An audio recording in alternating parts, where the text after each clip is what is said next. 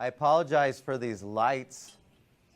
This is not on purpose that we're dimming the dirty lights or turning off the really dirty lights. I mean, fluorescent is never a good, healthy light to have. I want to switch gears a little bit today and go in a direction that I think is really, really powerful. Really, it has probably made as much of a difference for me as anything I've come upon. Have any of you, how many of you are familiar with the book by Viktor Frankl called Man's Search for Meaning? Has anyone heard of that? Kate, you have? I've heard of it. I haven't read it. Does anybody? What do you know about it? Anything? Man's Search for Meaning? I believe we did talk about it in class. Mm-hmm. Where he was in the concentration camps Right. in World War II, and he talks about his experiences there and how he found, I guess, relief from what was going on because he found meaning not in what was happening to him, but in how he felt in his attitude. Right. What Kate mentioned is really powerful. The thing that Viktor Frankl found, and it was an autobiography of his experience in a Nazi concentration camp, where he saw the most horrific experiences you can possibly imagine somebody doing to somebody else. Just horrible things, and he wrote about it. It's hard to read. Yeah, it's not a light read. It's not a fun, I'm going to enjoy this and then sleep well. Because you realize what awful atrocities people are capable of. And so anyway, he wrote about this, and he wrote that there were so many people who would just die in the concentration. They gave up their will to live, essentially. And the thing that he found that was kind of the pinnacle idea of his book was that as the people who survived felt like their life had some meaning, that they had some purpose for being, whereas the people who didn't, who just kind of faded away, disappeared, literally, well, not literally, but consciously, they just said, I'm through with this life kind of thing. He said those guys, they didn't have any real purpose. They just felt like they were, you know, a leaf on the river just floating down. Listen to this really closely. This is kind of, let's see if this sounds like what you feel like you have seen. I pulled this from a book by, I think it was Tony Robbins. He said, life is like a river, and most people jump on the river of life without ever deciding where they want to go. So in a short period of time, they get caught up in the current events, current fears, current challenges. They merely go with the flow. It's kind of like the leaf. They become a part of the mass of people who are directed by the environment instead of by their own values. As a result, they feel out of control. They remain in this unconscious state until one day the sound of raging water awakens them, and they discover that they are 5 feet from Niagara Falls in a boat with no oars. At this point, all they can say is, oh, shoot, or something like that. But by then, it's too late. They're going to take a fall. Sometimes it's an emotional fall. Sometimes it's a physical fall. So, for example, some disease crept up due to dumb health choices over and over. Sometimes it's a financial fall. It's likely that whatever challenges you have in your life currently could have been avoided by some better decisions upstream. What do we call that? When somebody is 5 feet from Niagara Falls. Or the other one that's the same kind of feel as you have somebody climbing up this ladder of success. They're just climbing, they're climbing and climbing and feeling like, okay, I'm supposed to be doing this, or this is what everyone else is doing. And they get to the top of the ladder and they realize that the ladder is leaning against the wrong wall.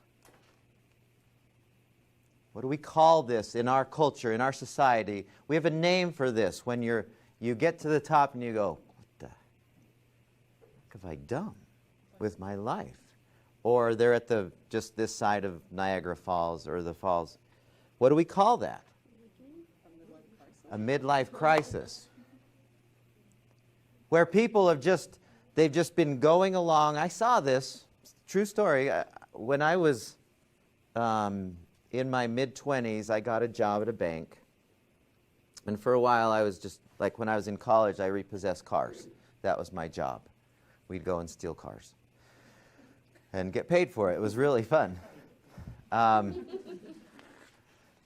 Yeah, that's the difference. And we would do it at 2 in the morning, and we'd just sneak over to somebody's house and get in and drive away. It was really fun. But I then, later on, when I graduated with a degree in psychology, which not many jobs with a degree in psychology. You're the psychology person, right? There's hopefully there's more than there were 30 years ago. Anyway, I was working in the bank, and I thought, oh, no, they asked me to be a loan officer. Climb the ladder of the bank person. And I have nothing against banking people. Nothing whatsoever. Don't get me wrong, I hate banking. I don't. My wife and I both met in the bank. You know, it was, some of my best friends were while I was there at the bank. But they said, do you want to be a loan officer? And I said, no, okay. And so for a couple of years, I was a loan officer in a bank. And I found out really, really soon, I hated this job. Hated it. I didn't care that anyone else loved it. It doesn't matter to me. But the thing that I saw when I looked at, I remember I was talking to one guy, his name was Hal, at this one branch where we were. This was in Provo. And he had been working in this banking system for 30 years. Now, and I'm not one to say, well, there's a right and a wrong amount of money that you should make. He'd been working there for 30 years, and he was making $30,000 a year. And he had a family of 8 kids, thereabouts. I think it was 8. And he would come to work, and he would just go, I hate this job. And I said, Hal, why don't you do something else? And he was my age now. And he said, I can't leave this. Why couldn't he leave it? Didn't provide himself any choices when he planned years ago. He didn't have any options. Yeah, he had no options at mid-50s. He has no options. Well, I think they're more limited, but I hear this a lot with some of my older friends. I can't do anything about it. Nobody will hire someone my age. Yeah. And he was stuck to health insurance also. I mean, the common thing that you hear is don't ever have family without health insurance of some kind. That's kind of the mantra. And I know I had one friend who, and I'm for that. I had a friend whose baby was born stillborn, had the cord wrapped around his neck. The day he was born, he'd been that way, lack of oxygen or nutrients or whatever, for quite some time in the womb. And the kid was born on August 25th with, and his body was kind of like this, and couldn't see, couldn't hear. I mean, it was just it was a kind of a grace, thankfully, he passed away on December 25th of that year. But the point of it was, it would have cost him over $200,000 to cover the expenses of this baby and all the things they tried to do to help it survive. So you got to have health insurance. And that's where this guy was. He was kind of like, I can't do anything. And I looked at him, and I could see where he was on the ladder and where I was. And they wanted me at this bank to climb that ladder. And I looked at Hal and I went, I can't do that. And then, I remember this so clearly. I was running one day. I've always liked to run.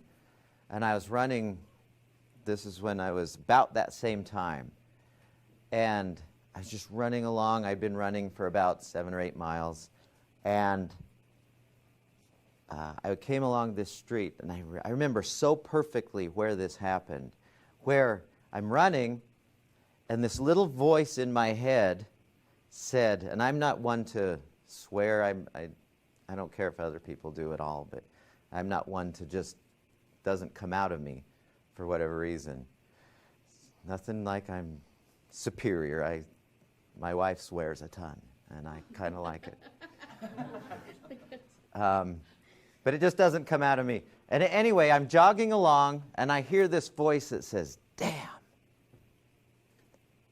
And I thought, that is the weirdest thing to hear while I'm jogging, damn.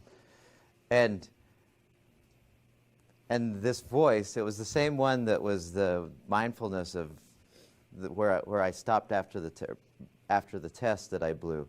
And this voice said, this is your life. Because I'd been thinking about this. Do I want to, I'd had this conversation and this kind of thinking, do I want to climb that ladder? Because every day I went to work at the bank, I hated it. I hated it. The tie became a noose. All I wanted to do was hang myself. Because it just didn't fit me at all. I don't care if it, I'm glad that other people do. Nothing against banks or banking. It just didn't fit me. And so I'm thinking about this, and I'm jogging along, and this voice says, this is your life. And I said, my conscious mind went, I know, shut up, I'm running. And the voice said, no, this is your life that you're living. And I thought, what do you mean by that? Of course it's my life. And then, I don't know where this voice comes from, some intuitive part of me, I don't know. But it said, if you are going to be happy, you've got to stop living the life that everyone else has told you you should be living. And I thought, what do you mean? I think I'm doing okay. And the voice said, no, you're not. You hate your job, and if you continue going the direction you're going, 80 years from now, so when I get to be 105, you will look back and you will go, oh, what in the heck did I do? The voice said, is that what you want? And I said, I don't think so. And I had no idea what to do. I mean, it was a pretty secure job. I had graduated, and I didn't know that there was anything. I'm not a school person. I didn't get good grades. And the thought of going back to school hadn't ever occurred to me, but a series of events happened after I did what I'm going to show you today that put me in a direction. And I'm not saying there's anything special about me. There's nothing. I'm as normal, middle of the bell curve as everybody else. But when I went through this process, it pointed me in the direction that has become where really every year my wife and I go, man, this is better than last year. Every year we keep saying that. This is better than last year. And every year it keeps getting a little bit better and a little bit better because a long time ago I made this decision. I'm going to, after that little conversation, that intuitive part of me said, don't be stupid. And do the easy in the flow thing. Take some risks. Do the things that are more like you. And so the next thing I thought was, well, what does that mean to be like me? As opposed to what everyone else says I should do. My coaches says, oh, you should be like this. My teachers, you're good at math, you should be I took one of those college aptitude things. You ever taken those college aptitude? It said I should be an accountant. Nothing against accountants. It's the last thing under the sun I want to be as an accountant. Next to banking, they're like bottom of the totem. I just don't want to go there. if you do, great. I love that you do. It's just not me. And so as I was studying this and thinking about this and thinking, I graduated and there I was going, crud. I'm planning to live to be, 90s, 100, something. And I have no idea where I'm going to go with this. And so I said, I've got to start doing I've got to make some decisions. Because I never had while I was in school. What's the easiest thing for me to get done kind of thing, without an idea of, I liked sports, I liked the mind and all that stuff. I liked being healthy, but I didn't think that could be a career. One of the things that I came upon that was really interesting to me was this principle called Dharma. Have you heard of this term before? That's D-H-A-R-M-A. Have any of you heard this term before? Do you know what it means? I don't remember anymore. Does anybody? Dharma. I think it's both India Hindu philosophy as well as Buddhist, and they pronounce it dharma, I think. It sounds something like that. And essentially what this means, and I love this principle because it started me thinking, okay, I need to do what fits me. And the idea behind this, it's a bigger principle, but essentially what it says is each of us is a puzzle piece in the big puzzle. So how many people are on the planet right now? Do we know? 7 billion right now. So each of the 7 billion currently living is a puzzle piece. And our job is to find our puzzle piece, not somebody else's. And when we do, when we find our Dharma, that is when we experience contentment, we experience meaning, we experience satisfaction, as opposed to, well, if he's doing well, then I should do what he does because he's doing so great. I mean, Caleb, can I use you for a second? Your dad, Caleb's dad, is one of the happiest guys I know, at least as far as I can tell. He's a happy person, wouldn't you say? You meet this guy and he's just satisfied and content, and he's working in a field. It appears that his profession, he likes that. As far as I can tell, he enjoys it. He's got a lot of freedom. If I were to say, well, I want to be like David, Caleb's dad, because he's happy and content and doing well, then I would be missing my own piece. I'd be following or trying to find his puzzle piece instead of mine and yours and everybody else's is entirely unique to everybody else's. So when you see people going, well, I want to be just like that guy, and what you find is when you start doing exactly what that guy does and you wonder, why am I so not content? It's because we've kind of given up that part of us that is unique in all the world. It's unique in all its ways. And so I thought, okay, how do I do this? How do I go about finding out even how it is that I'm unique? Because I had no idea. That thought had never occurred to me. As naive as I am, just the thought, I don't know what I want to do. I don't know what I want to be. I don't know where I want to go. I was one of those just flowing in the leaf. As long as I'm playing sports, I was happy. Didn't matter. But then as I started to get a family and we started having relationships and all these kinds of things, and realizing I should probably be doing something that has some meaning. And I had no idea what that was.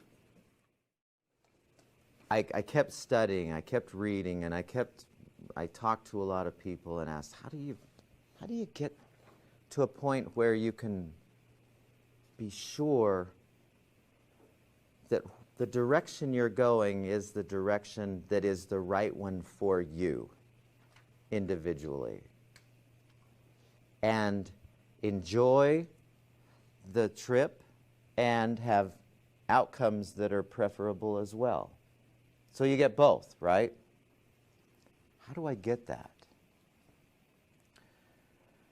And I want to walk you through some of the ways, a couple ways that help us to get some sense of what is our Dharma, what's our meaning, what is it that is most important to us. I remember there was have any of you read Ben Franklin? Any studied Ben Franklin at all? Super, super amazing person Ben Franklin was. The story of Ben Franklin, when he was 27, I think it was, he was living in Philadelphia, and he worked in a printing place. And he had a midlife crisis when he was 27. He thought his life was a failure at 27. And somehow something nudged him that said, try this, do this. And he went about this process that I'm going to walk you guys through. And you look back at Ben Franklin and you think, man, that was one of the most successful, most contributing to humanity people that has ever lived. And he went through this process that is fairly structured, that guided him through his whole life. And I want to walk you through this a little bit today.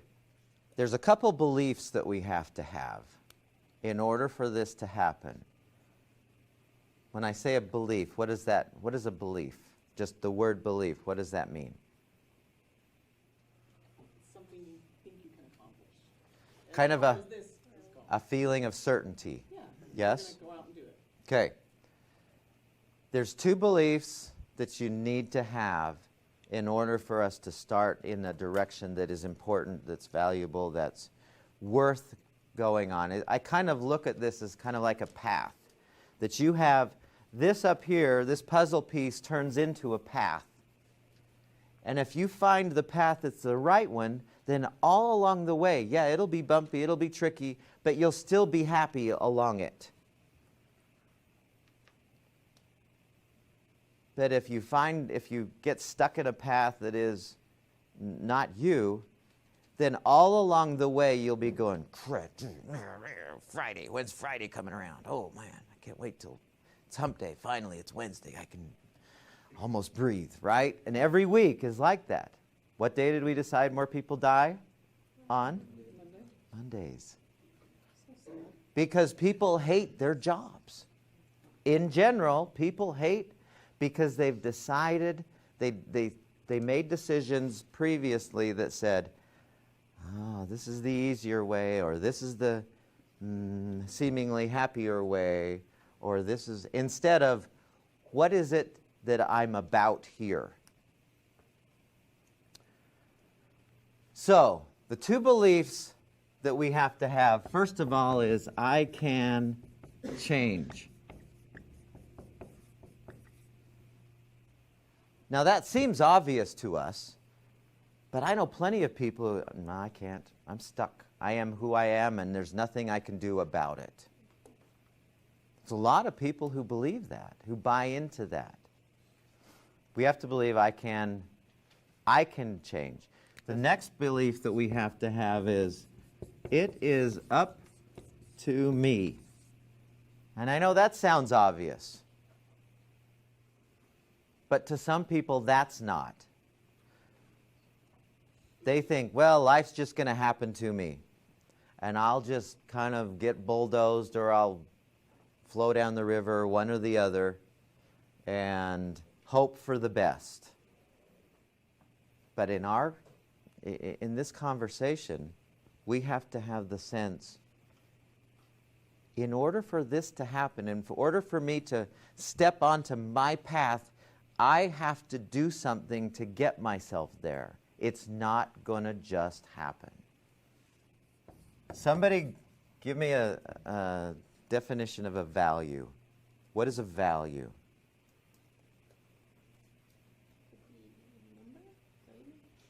A number?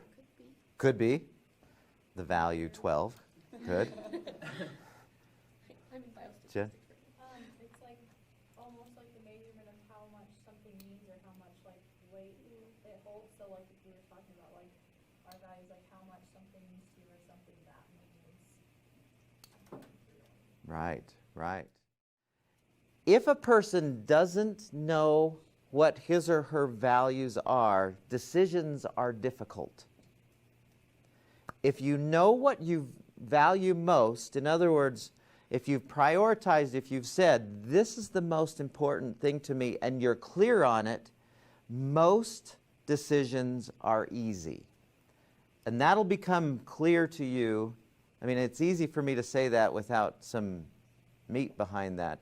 But as we go through this, because there's a lot of people who think, man, I just can't make decisions. It's so hard to make a decision about something. I just can't decide. If you're clear on your values, those decisions are much more easy. But the question is, how do we decide what is most important? That was one of the things that Ben Franklin, when he was going through this midlife crisis, he says, the first thing he asked himself is, what is most important to me? Most important, like really most important. And what's next of most importance, and what can I do about those things?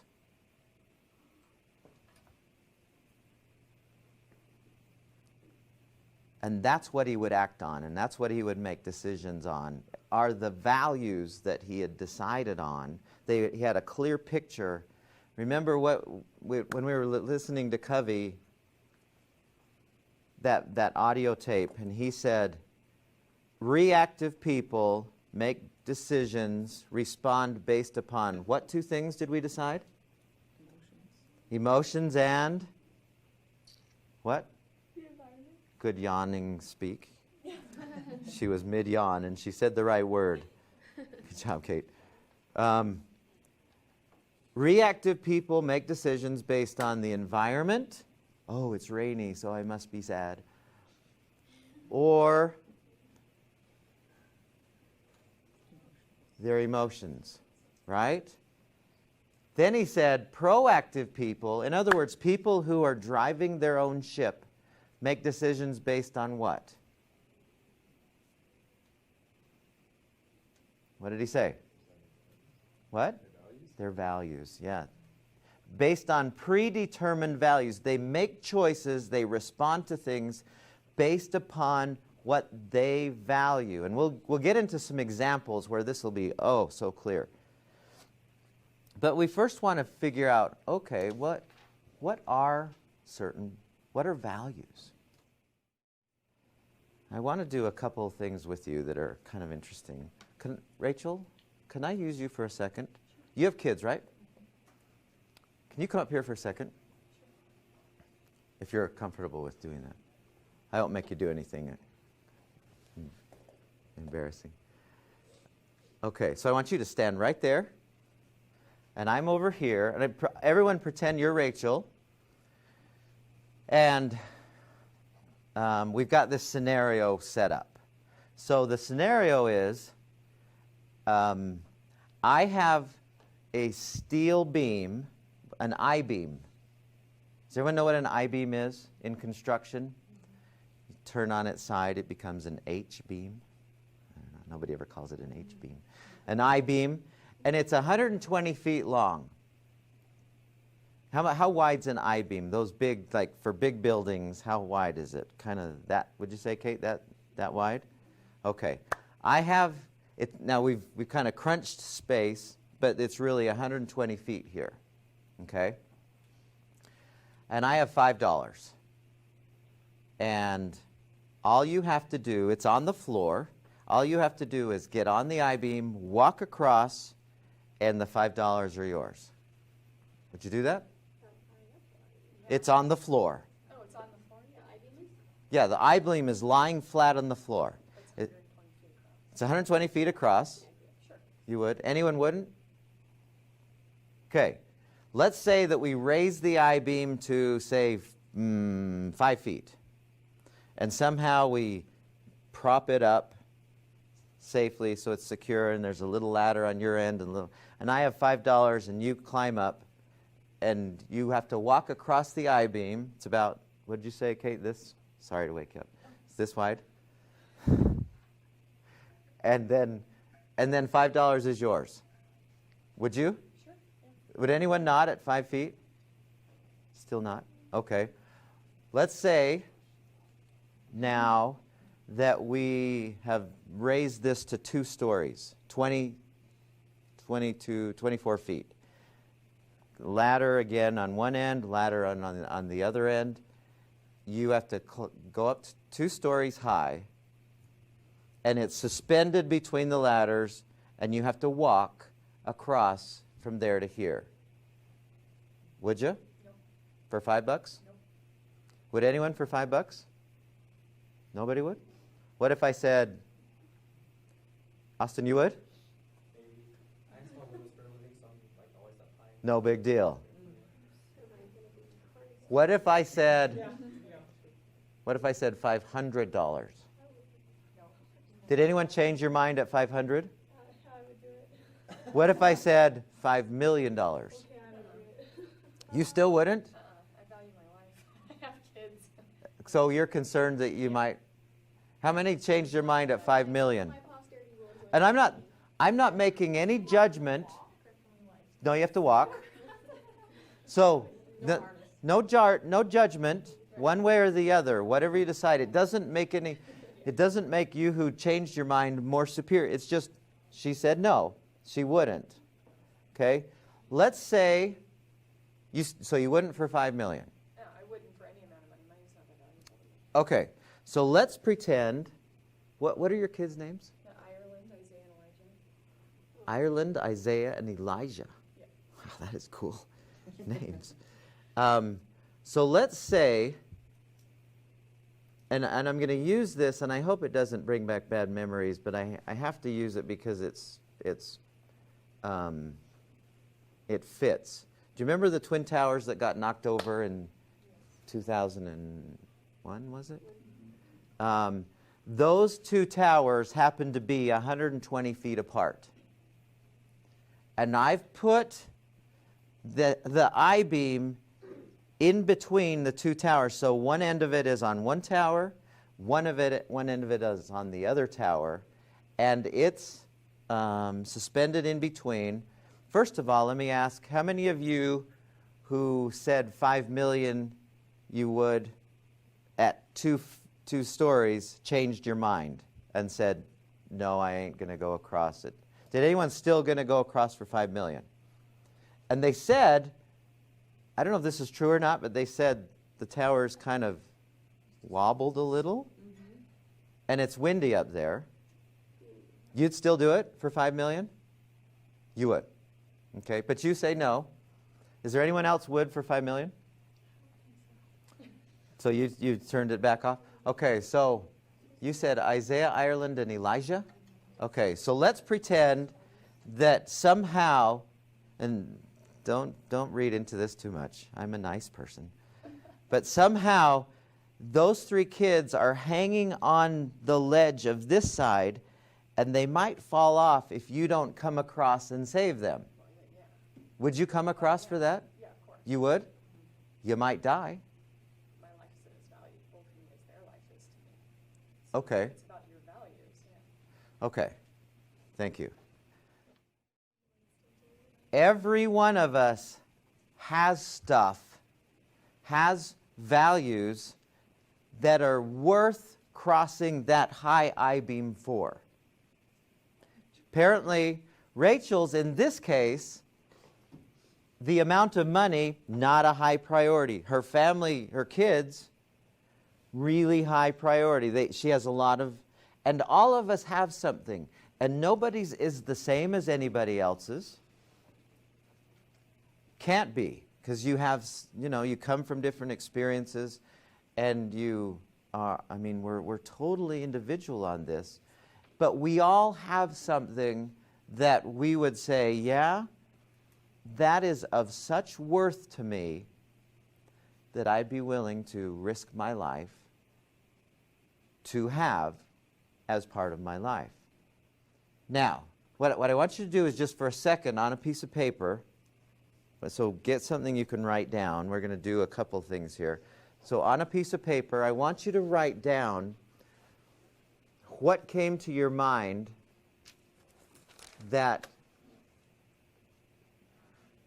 to your mind is worth crossing the I-beam. Maybe it's a character trait, or maybe it's a specific person, or maybe it's an idea, maybe it's an ideal. There's no wrong answers to this, but when you're standing here at this side of the highly propped I-beam and you're looking over there, you think, yes, that would be worth living my life for or risking my life for. And just quickly write down whatever comes to your mind. There's no right number of them. Just write down. Like in Rachel's case, Isaiah, Elijah, and Ireland. I don't know why I can remember that, but that's cool to remember. Cool names for kids. Okay, now what I'd like you to do is I'd like you to sit in your chair so that your back straight up and down. Put your pen down for a second.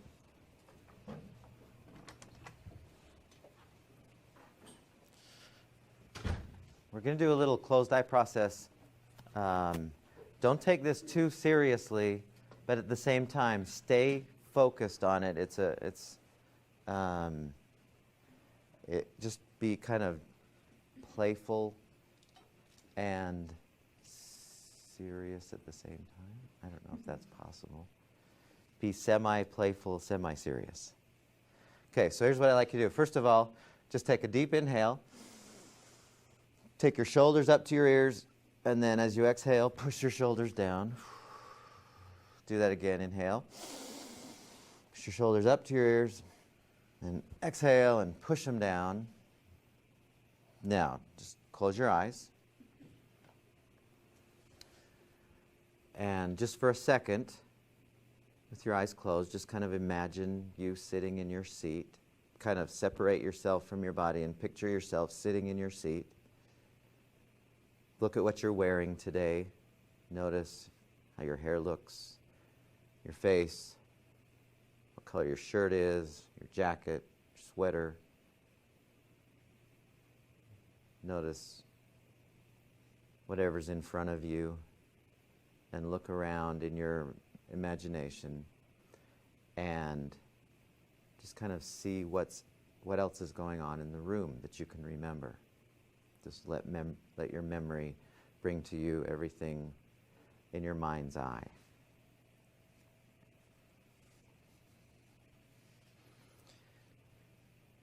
Now, I'd like you, with your eyes continuing to be closed, in your imagination, on your mental screen, I want you to picture that you're driving in your car. Just picture yourself in your car. And if you don't have a car, then picture yourself being driven in a car, but you don't know who's driving. It's not important. So you're in your car. You're driving along. Just kind of see the scenery passing as you're driving. And I want you to notice that you're dressed in your nicest clothes.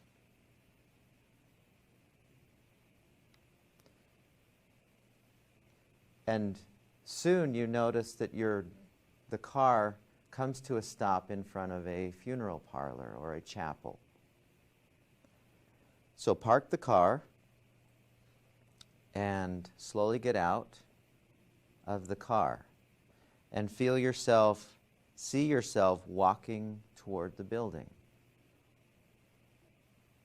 And as you walk inside this building, you notice that there's flowers and soft organ music. You see faces of friends and family as you pass along the way.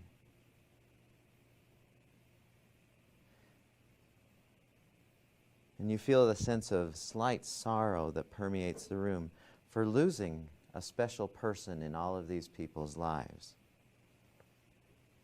You also sense the shared joy of having known this person that radiates from the hearts of the people there. And so you enter the room where you notice there's a casket. And you walk down to the front of the room where the casket is. And you look in the casket and you suddenly come face to face with yourself. This is your funeral. 3 years from now. And all these people have come to honor you, to express the love and appreciation for your life. So as you take a seat and wait for the services to begin, you look at the program. Somebody gives you a program of what's going to happen. And you notice there's going to be, as you look at it, there's going to be 4 speakers. The first speaker is someone from your family, immediate or extended. Perhaps your mom or dad, a brother or sister. Somebody who knows you pretty well. The second speaker is one of your best friends. Someone who's going to give a sense of what you were as a person. Someone who really knew you. The third speaker is from your work, an instructor from school, or some place where you have spent time professionally or academically. And the fourth is from your church or some community organization where you've been involved in service. Now think deeply. What would you like each of these speakers to say about you and your life? What kind of a son or daughter would you like their words to reflect? What kind of friend would you like to have others say you were? Were you there for others when they needed you? Did you care for them and trust them and have a deep respect for others? What would your best friend say about you at your own funeral? What would you want your best friend to say about you at your own funeral? What about someone who knows you but not intimately? What would you want this person to say about you at your own funeral? What contributions would you like them to have said you made to other people's lives? What achievements would you want them to remember?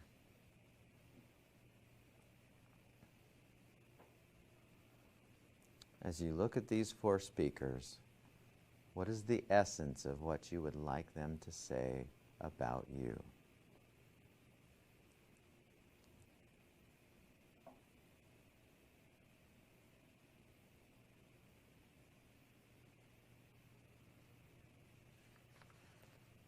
Okay, now open your eyes, and on that same piece of paper, just write down anything, any impressions that came to your mind. Anything that you would say, that's what I would like them to have said about me. Just unload on the page as many things as come to mind.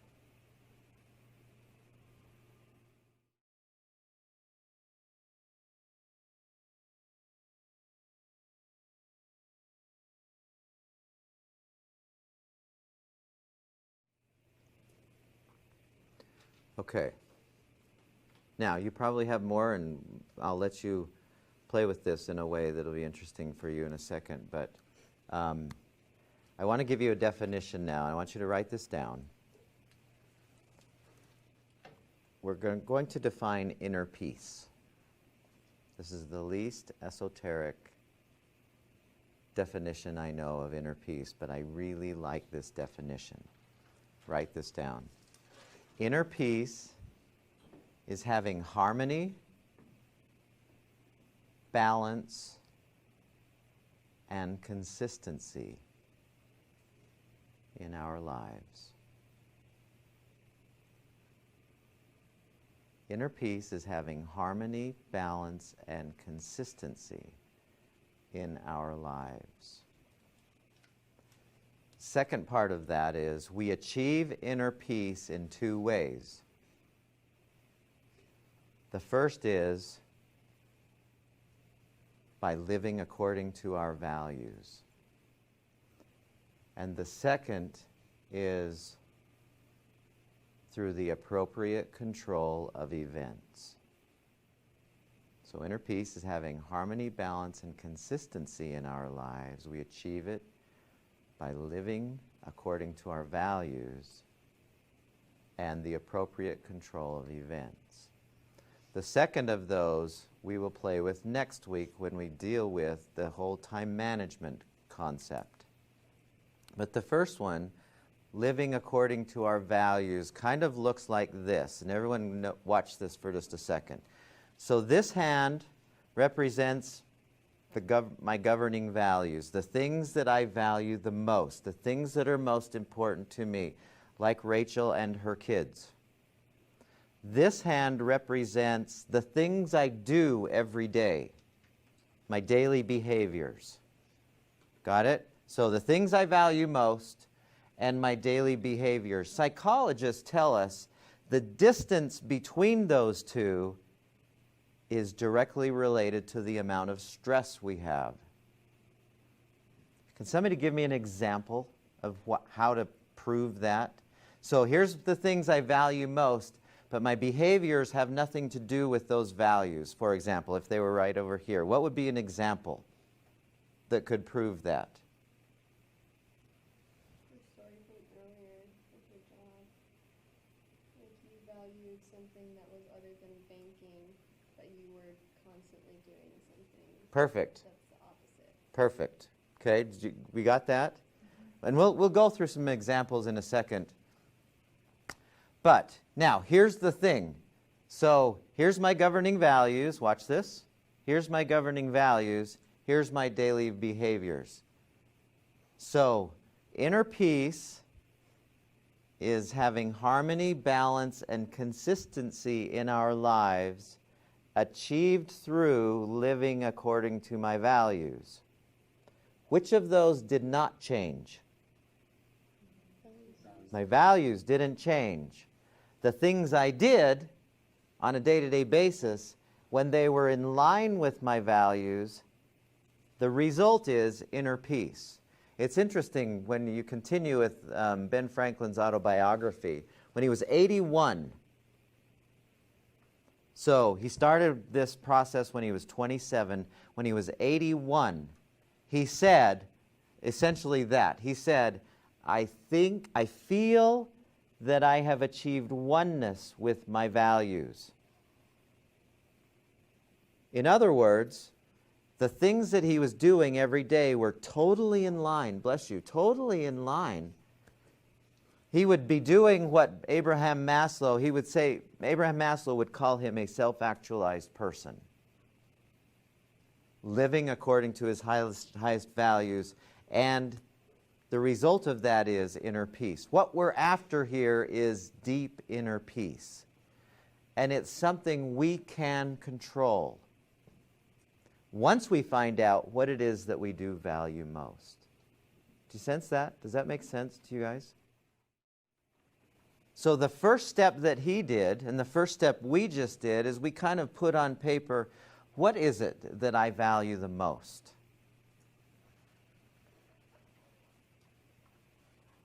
And I mean, we could do a whole bunch of different exercises, but those two things give us a real nice clue. The I-beam, what would I cross it for? That must be something that I value highly, like Rachel's kids. What would I want people to say about me at my own funeral? That tells me, well, I would like them to say, I was this and I was that. We can also just ask ourselves the question, what's most important to me? And that's where Ben Franklin started, is he asked, what's most important to me? Not what's important, what do other people think is most important to me? What do I think is important to me?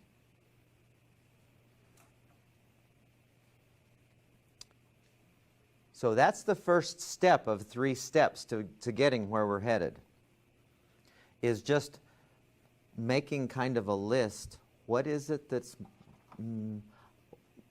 what lives for me versus what doesn't so much? So that's the first step in 3 steps. The second step is kind of fun. What I'd like you to do is taking what is on your list. So actually, and then I want you to have a new page over here so it looks like this.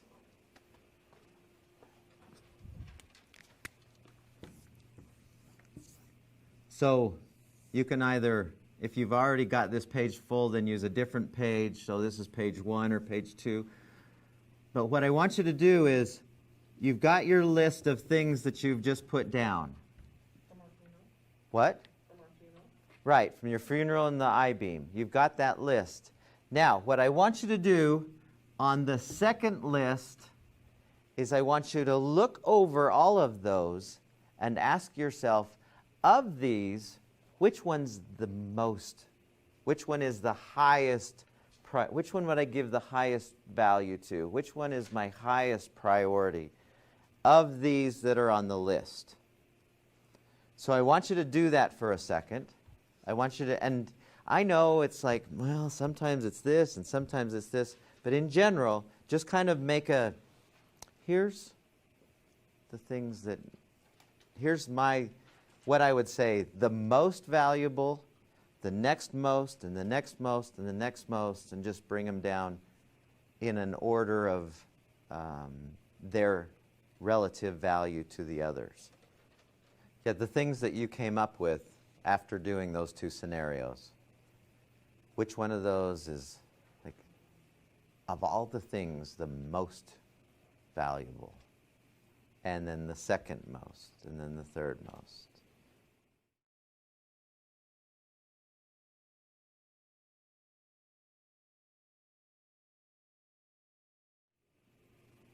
And some of the things that you have on your list, you may be doing nothing about right now. That's okay.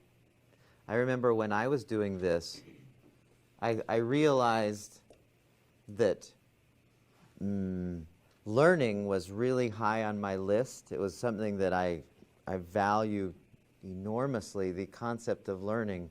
But I realized at that time, I wasn't doing too much about it. I was just busy working and playing and working and playing and doing the family. I wasn't doing anything, but it was still really high on my list. So don't worry that you may not be gung-ho in doing something about it, but it still is a high priority for you. Back then, I was married, but we had no kids, so my priorities of a family were different than they are now, where, and there's nothing superior about this now for me, my kids and my wife, our family is really, really high on the list. It wasn't before. And that's okay. That's just fine. Just get your list cranking. Now, the third step of this, like, let's say that one of the things that I noticed for myself that I valued really highly was my health. That was on my list. It's one of those, I figured if I don't have my health, I don't have anything. And whenever my health would go bad, nothing else mattered. And so, what I want you to do, the third thing is, I want you to write a statement that is, what would this look like if it were happening perfectly? The ideal for, and I just want you to take the first one, so whatever is your top one,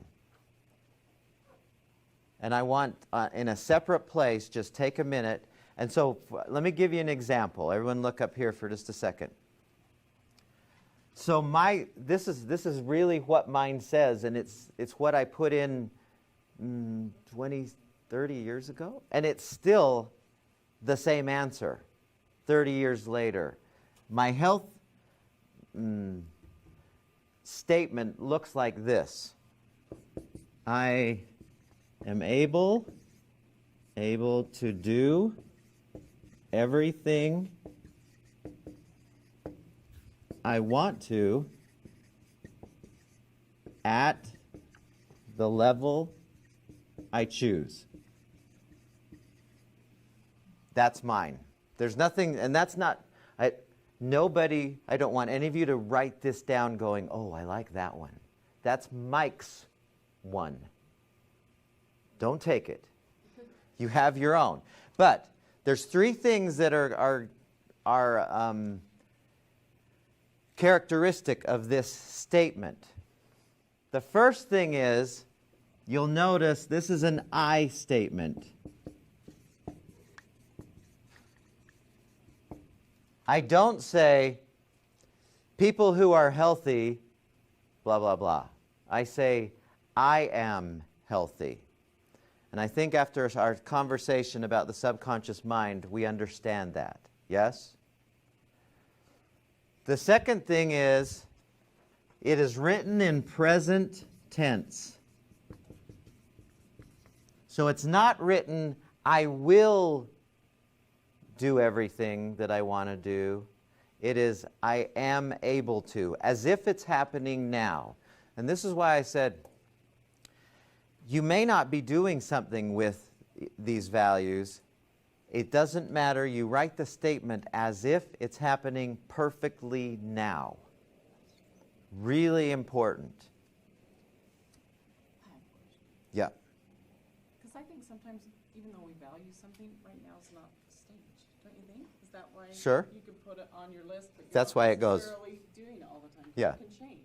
Yeah, You but know, it's like- still a value to you. Yeah, but, right, it can, I think that it can change. where it's For at, sure it where changes. you're at in your life. For sure. 100% for sure.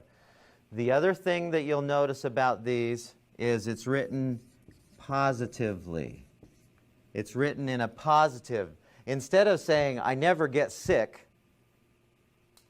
I say, I'm able to do what I want to do. These are the things that I want to do, instead of, I never get sick.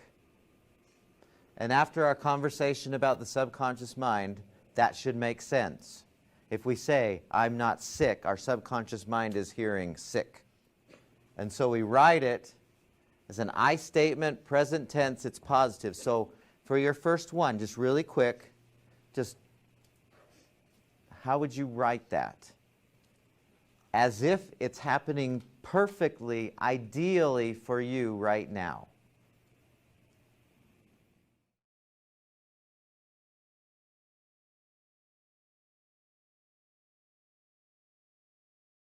What I'd like you to do for just a few minutes is write down on this page what came to you the other day when we did the cross the I-beam activity and the my own funeral activity.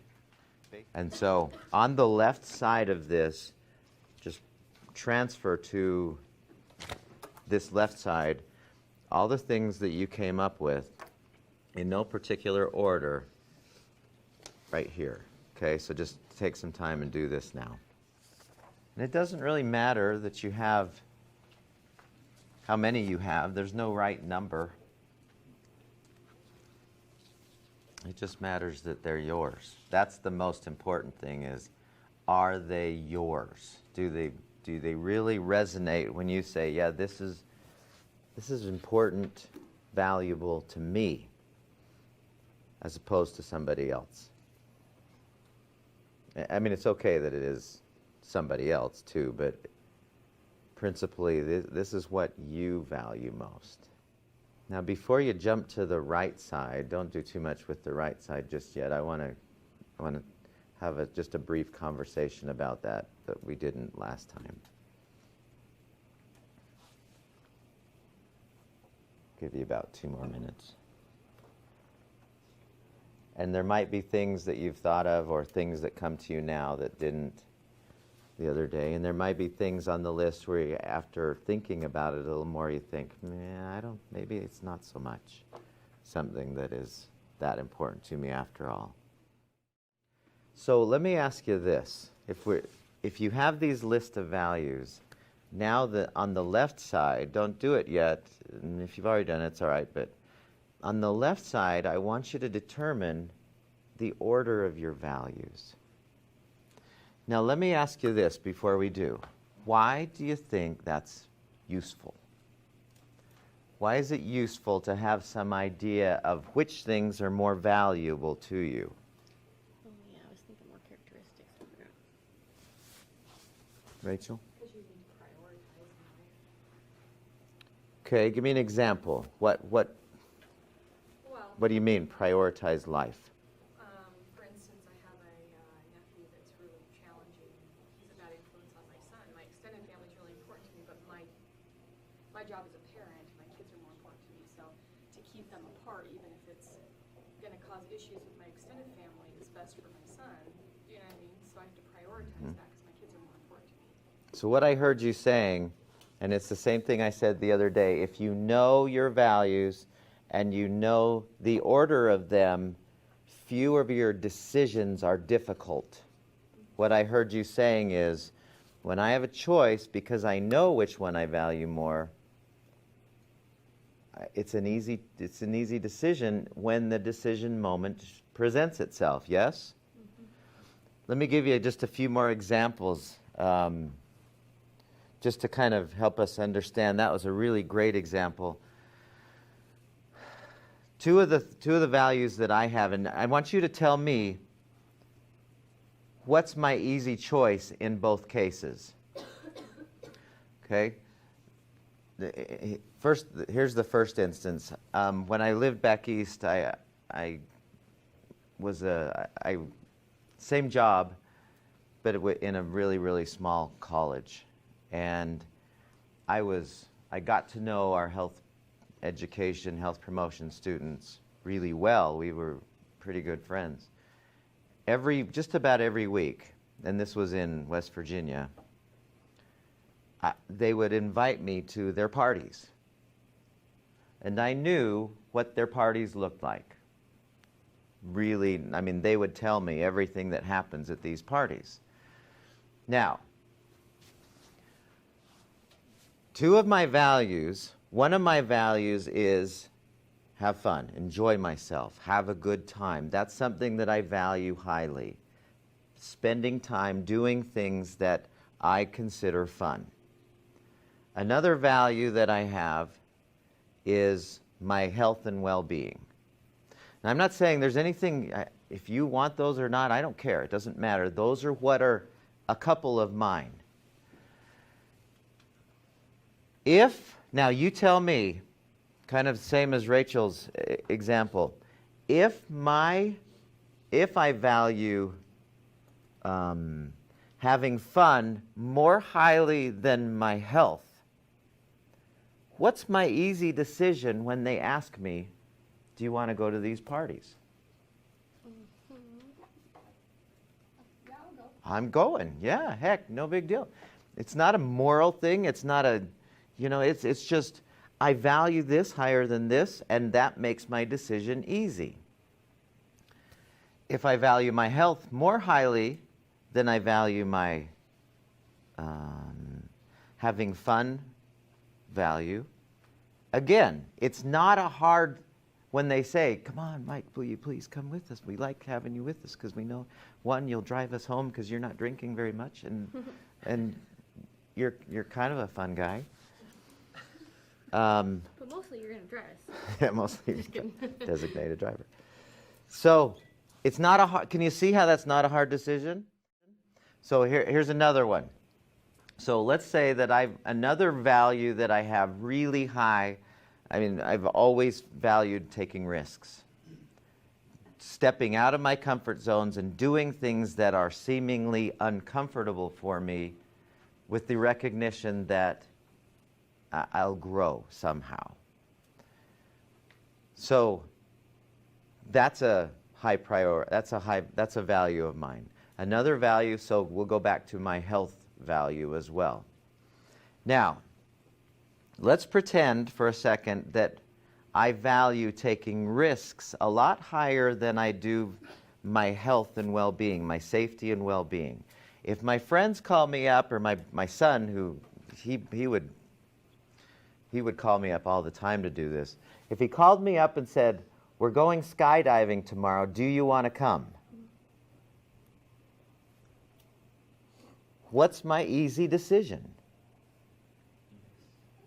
Well, I don't know, what else are you supposed to be doing? What? Do you have any other plans? Okay, eliminating everything else. Good point. If I eliminate everything else, Because I'm thinking, if I can clear my schedule. see, can you see how that works? We're constantly weighing, prioritizing, but if we have a clear picture of what is the order of them, then that's what we do in every moment, where we go, I value my friendship, so I'm going to talk on my phone more than I value, doing well in whatever. I value. I value adrenaline more than I value. No, I'm kidding. You value adrenaline? Well, I'm speaking for your son. He values adrenaline more Yeah. than he values his health, apparently. It's not a hard decision. The thing, when I did this the first time, and I spent probably 3 weeks, and I went up into a cabin, and my brother lived in this really, really gigantic cabin near Sundance. And I took all of my wisdom literature, and I thought, because this is what they told me to do. Some guys who I really respected said, do this, what I'm sharing with you. Do this for yourself. And I did this for about 3 weeks. There were no phones back then. There was a TV, but it had a satellite that was about the size of half of this room. I mean, and it didn't work half the time. So all I had was me, nature, and my books. And I read and read and read and thought and thought and thought and just kind of meditated. And I came up with this list. And then I prioritized it just like we're doing. And I found out that inner peace was my number one value back then. More important to me that I am peaceful than anything else. And so I always weigh everything I did on, will this ultimately lead me to inner peace? And I had a really clear idea of what inner peace meant. Now, since then, inner peace is a little bit lower, but it's still really high on my list of priorities. So when I make a decision now, it's like, okay, just like you did. Which of these, how do I weigh these all? And am I realizing my highest ones first? And if I do, then it's an easy decision. Can you see how that works? So what I want you to do, and we did this a little bit the other day, but I want you on the left side to go through those and prioritize them in the order of importance to you right now, recognizing that, yeah, down the road it might change, but right now, list the order of them. So just take a minute. Take a couple minutes and do that. And it might be that you're not doing anything about some of those. Doesn't matter.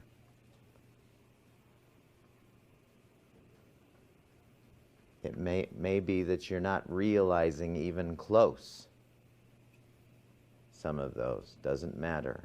It only matters that they're yours. Okay. Now, on the back of this page, I want you to take, we're going to do this again, adds a little more structure to it. Write down the first one on the right side of your prioritized list. And now we're going to write together, we won't, this is entirely individual and entirely private. It would be private for me. If you want to be public about it, fine. But you're going to write a clarifying statement, not a definition, but a statement that defines if you were living this value perfectly, what would it look like? And we kind of started into this last time. We said there's 3 things that this clarifying statement needs to be. Do you remember what, anyone remember what those things are? Did we get into this? It like needs to be present tense. So they have to be written in present tense, I statement, and they have to be written in a positive tense, a positive sense. So if it, let's use the example of me taking risks. I gave you the example of my health, right? I'm able to do whatever I want to do at the level I want to do it with an abundance of energy. Present tense, as if it's already happening. Positively, I'm able to do, not I don't get sick. Present tense, I'm doing it now, as opposed to I will be healthy sometime down the road. And it's a statement. We don't say, people who are healthy do this. I say, I am healthy. So I want you to write a clarifying statement for your first one. That's about, I mean, you can usually do it in a sentence or 2. But it makes it look like it's already happening. When you read it, it sounds like it's already happening. For you, not for anybody else, for you. Remember we started this discussion off about the guy going down the river of life, never knowing where he's going to end up, and then he ends up ultimately at where? The waterfalls, right? Or he's climbing up the ladder of success only to find his ladder's leaning against the wrong wall. If you want to avoid that, and some of us are really still really young, we have a lot of life in front of us, but the worst thing you can do, the worst words you can say at the end of your life, I think, are if only. If only I would have this, if only I would have that, if only I would have done these things, if only I would have tried, if I would have stretched a little more, if only I would have spent more time with this. And this is how we prevent if only. This is how we prevent that at the end of our lives. But if you want to take this seriously, I mean, who do we know who has done this and it has shaped the direction of an entire nation for over 200 and how many years now? A bunch of really, really, really wise old men got together, and for months they fought each other, trying to decide essentially, as a country, what's most important to us. They did the same exact thing, and I think that's why, I mean, Ben Franklin was one of those guys. They said, what's most important to us? And they created a constitution, a set of laws upon which all the other laws, all the other decisions, so I guess, are based in the whole country, and it's still 200 and some years later, the laws of our land. And companies pay thousands and thousands of dollars to do this. We've done it here. I mean, I'm not kidding. This is like foundational for every company now. What's our Constitution? And so this is giving you an opportunity to create one for yourself so that you can start going in the direction. We had a student the other day who said, man, I just have such a hard time making decisions. I've got so many, I just wonder, am I going to make the right decision? So I just don't make a decision at all. In the back of my mind, I'm thinking, if you knew the if you had a clear idea of what your values are and the prioritized list of them, it would be way easier to make every single decision that you make every single day. Will it involve my kids? Is that, if that's your first one, Rachel, then you always are going to ask, or yours too, how does that reflect or play with my own kids? And then my inner peace, and then risk-taking, and then, do you see how that works? Super powerful stuff.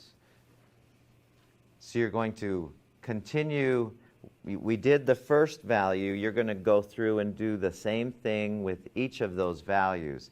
The one thing that I would ask you as you're doing this, though, and this is one thing that I remember Tony Robbins said and other people, is if you wanted your life to be just amazing, what might be an even better order?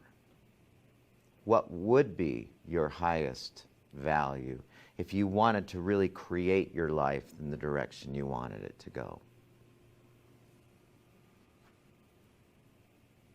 And that might take some deep breaths and, okay, this is better for me this than this.